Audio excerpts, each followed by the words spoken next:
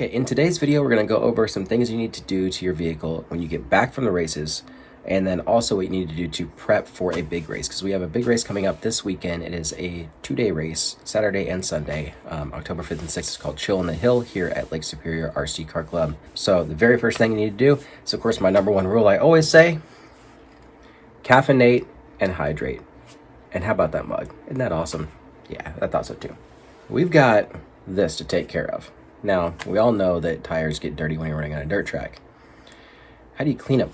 Because you've got, these holes punched in them so that they don't get water filled in them. You're going to clean them, just normal old sink water. You just need to make sure that you put your fingers over that hole, make sure that it's plugged while you're running the water over it to break that dirt off of there. Especially this is actually a pretty thick clay, so it builds up pretty quickly. We're going to go and take care of that here in just a moment. First, I'm going to turn you around here and take a look at the actual vehicle itself. So here's the actual SC10 itself, a team associated Pro2 SC10 ready to run after a night of racing. So you can see it didn't do too bad. It actually looks pretty clean, but you will notice something here in just a moment. There is a little bit of the soffit that got thrown up on the outside of the car here. You can see that just rubs right off and makes a nice pile. Comes off pretty easily. But if we notice underneath here, got some piled in there, and that's a few grams we want to get off of there before our next race. You want to try to clean that off after every round too, but you can see it was flinging up when I got in that soffit pretty good. Had to go wide. It's a pretty narrow race line this last week, so had to go wide a couple times. I got in that soft stuff. You can see it didn't do too bad. There's some built up around here. There's some splattered up on the ESC itself, down in the battery tray. It mostly gets around the rear arms, shocks, and shock tower. What we'll do is we'll just take the scrubby brush to it, and by that I mean our trusty toothbrush, and we'll just basically get in there and go like this with it. And so the next part of the video here is just going to be a time lapse of me scrubbing the truck down. So that'll be the very first step of getting it ready for the next weekend's race. So right now I'm going to go and clean these tires up and get it ready to go. Also, don't forget your hydration. Make sure you drink water, good old high quality H2O. We will get this going here in just a minute. All right, and just like that, our tires are air dry and they are clean and ready to go for the next round. All right, one final thing that I forgot to hit on here is before we get to this, we do want to go ahead and make sure that our desk is pretty well cleaned off except for the tools that we need to work with. That way, as the dirt comes off, we can keep it pretty clean. So I've got my primary tools I'm going to be using over here, or potentially using. I don't know if I'm actually going to need any of them, but we're going to check for broken parts as well. And then I also have some new fluids and things coming in this week because there's a couple things I want to do to this before next weekend. I'm going to go down 2.5 weight on the shocks, and I'm going to go down on the rear spring and softness just a little bit, just like 0.2 pounds. But that is it. Otherwise, she did pretty good. Going to pretty much keep it like it is. Just going to have some extra arms on hand just in case, since it's a 2-day race.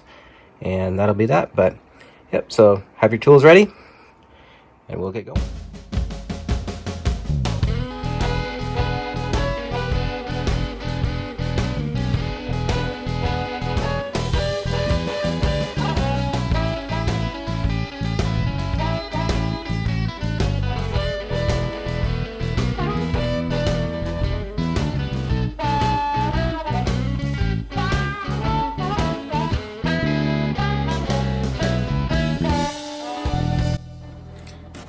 This right here actually came from a traction roll. I actually got so much that it dug up, it flipped up on its side, so that's what this is from. I traction rolled twice yesterday, actually.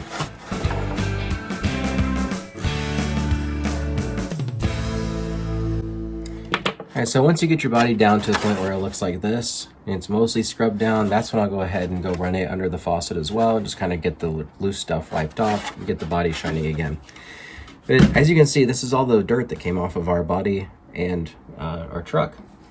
So it's a decent amount. It does add up. It adds up a lot more than you think it does. That is a lot of unneeded added weight on there. Probably every bit of 1.5 ounces. Maybe a little bit less, but very close. And so at this point, since we can't run this underwater, you're just going to want to take a wet rag just to wipe it down and get it as good and clean as you can. The main reason we do this is so that we can check on parts, and so that we can make sure that, I want to make sure that our hinge pins are nice and free. Nothing feels like it's binding. Once everything's clean, it's easier to see if there's any hairline fractures or anything that we need to address and take care of before our next big race. Which I'm not seeing anything on this side, so that's a good thing. Go ahead and flip over, do the same to the top. You will notice an odd smell, and that is wet dirt smell. Eventually you'll get to the point where if you quit racing for a little bit because there's a gap between seasons or whatever the case may be, you'll miss that smell and you'll want that smell back. Never thought I would say that, but I actually miss the smell of wet dirt. That was something I very much enjoyed from race night. It's just that smell brought back a lot of memories of good times. If there's anything that RC racing, it definitely brings good times and good friends. So that's done. I'm gonna go clean the body and I'll be right back. All right, so we've got the body cleaned up now. As you can see, it looks good, nice and clean again. All that dirt is gone. You can see here, another thing that you wanna do when you're cleaning up the body is just check. You can see here, I've got a little bit of wheel rub. So I'll probably put some shock limiters in the travel here when it comes back, just on the inside here so that it can't compress as far. Because if it can't compress as far, then it won't hit as bad. So just maybe to where it stops there. So because full compression is the only time it's really hitting, and you know, it just needs that little extra there. Aside from that, I don't see any major paint damage except for just right where the rear wheels are hitting. And that is very common with short course, but we're going to try to limit that as much as possible because it's burned through. I painted very thin on purpose, but it burned through pretty good. There's a spot right here on the front I can see where it looks like that's probably where when I got hooked up with the guy in the first lap when I got spun around. I had one guy hit me right here, spun me this way, and another guy came up and tagged the front end right as I did. And so that caused a little bit of issue, but aside from that, I don't see any other paint scuffs or anything that is concerning. So it looks like everything is good on that part. So go ahead and move that aside and we'll move on to here. And the only thing I noticed while I was going through this was this part right here, which I already knew was broken. That's not a big deal. That's not really that important of a piece. It's that was from when my boy was driving it. Now I'm driving it because he decided he doesn't want to race. So I'm going to drive this for foreseeable future for the time being. So since S-Works doesn't make a short course truck, I can run this. The other thing is the battery sets a little bit too far back. So one thing I want to do today is I want to go ahead and cut this foam right down the middle. I'm going to try to scrape out from underneath of it so that I can get that pried up. And I'm going to move half of this block to right behind here just to move that battery forward just like another inch, inch and a half, because it doesn't need a lot of adjustment, but it does need a little bit. So what I would do is I would go ahead and start right away by just kind of finding my center point here. Right there kind of seems to be. And we're just going to make a good score line. There's score across again. And again. Until you get all the way down to where you can feel that nylon and you can make it all the way across. So now that battery is, foam is cut in half. Then I'll get into my tool bag here and grab my big flathead and just give it a little pry. Let's see if we can't get that foam to move.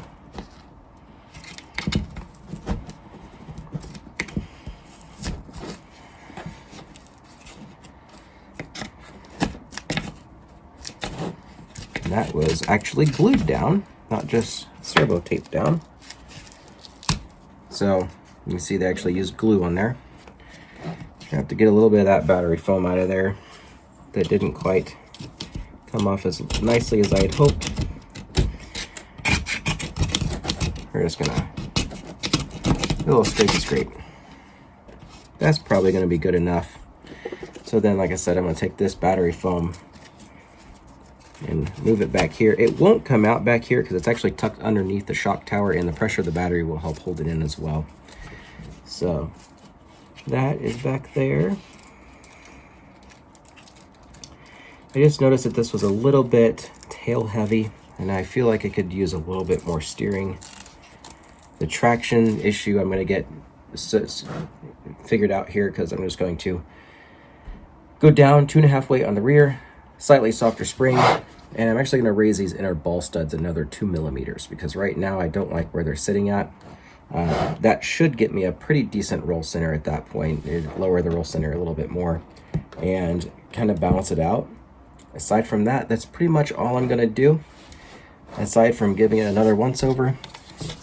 And there's going to be parts coming in on Wednesday to adjust it from what I had it at for this last week. So at this point in the video, I'm going to actually go ahead and stop until I get those parts in. So in a couple days, I'll continue here, but I will separate this part and the next part with my setup sheet from last race, where I was able to take this with a 4th place finish in Q1, 3rd place in Q2, 4th place start in the main. I ended up finishing 5th. Like I said, unfortunately, I got tagged in that first lap, dropped me back to 7th. I worked my way back up to 4th, took myself out on the very last lap, which dropped me back to 5th. I was actually gaining on 3rd, which was what was said. But I did hit a 36.303 second lap time on this. The top guys were running a 35.7. I am pretty sure I could get to that 35 range with just some minor adjustments. So I'm going to put a slightly smaller spur gear, slightly larger pinion gear, because my motor didn't get over 78 degrees. ESC didn't get over 80 degrees, so I got plenty of room there to move. I'm going to move the battery forward a little bit and do some minor shock adjustments, and those will all be coming in the remainder of this video. That is going to be it for today. At this point, we're kind of stuck until I get the parts to get this the rest of the way ready for Saturday and Sunday. So we will see you in about 3 days. Peace.